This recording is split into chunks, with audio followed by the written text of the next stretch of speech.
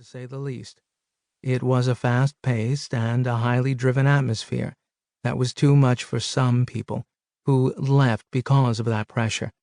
Over the course of a few years, I reported to a good number of different managers, and I always felt that I had to continually prove my abilities. I knew I wasn't being myself. One day, I picked up Mark McCormick's book, What They Don't Teach You at Harvard Business School. These were his notes on being a street-smart executive, and that you don't need to be a Harvard, Stanford, or Wharton MBA to be successful.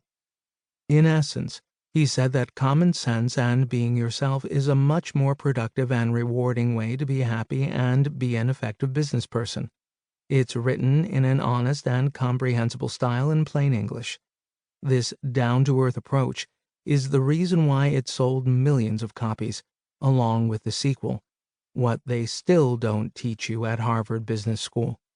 That book, along with re-examining what I had learned from Gary Gotchel, my first sales manager, about planning, preparation, and believing in yourself, changed my thinking of how I wanted to approach my business career going forward.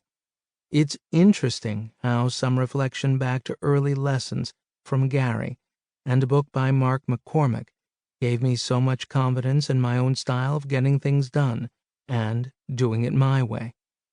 The lessons I learned became the philosophy that I would then speak about to the people with whom I worked and the teams I managed.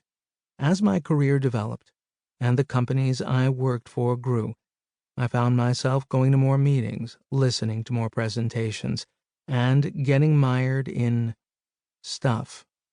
One day, I was in a bookstore and I spotted a book by Jack Trout with a title that caught my eye.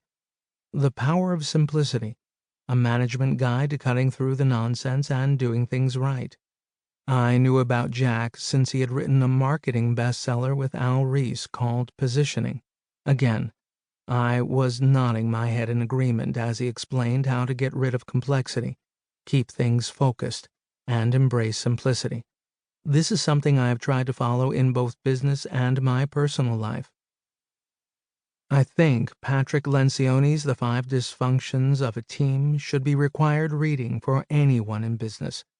It's a short leadership fable that, in less than 200 pages, teaches some important lessons about working with others within your organization. The 5 dysfunctions are part of a model that includes the absence of trust, the fear of conflict, the lack of commitment, the avoidance of accountability, and the inattention to results. These powerful messages are taught in a non-theoretical way through a real-life example in the fable. When I first met Patrick, he told me that this book would sell 1 million copies. Being the savvy sales manager, I tried to tone down his enthusiasm by saying that most books rarely sell more than 10,000 units. Over the next 30 minutes, I learned firsthand about the 5 dysfunctions, especially conflict. Patrick and his team's efforts have resulted in millions of copies of this book being sold. It is a fantastic book with an outstanding message.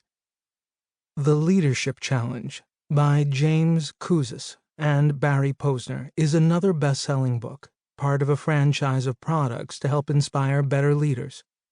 Their Leadership Practices Inventory 360 assessment tool needs to be on your list of required assignments.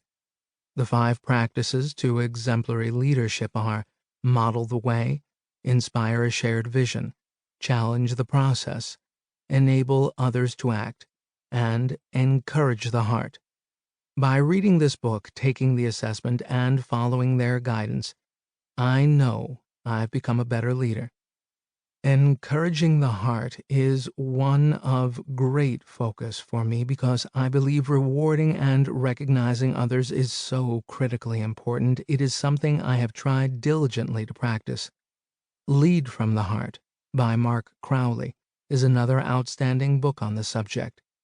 The concepts from these books and lessons I learned from great leaders I worked with through the years formed who I am today.